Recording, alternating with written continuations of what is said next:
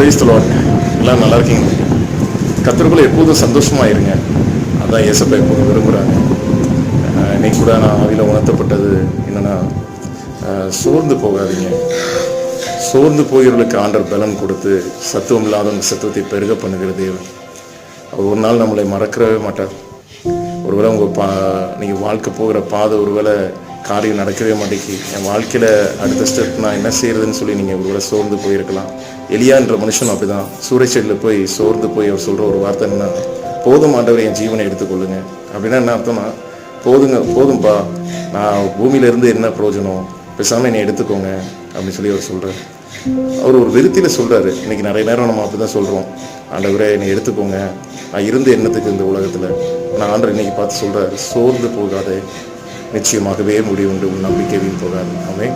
விஜயலட்சுமி, ஆண்டவர் உங்களை பார்த்து சொல்கிறார், சோர்ந்து போகாதீங்க. ஆமென்.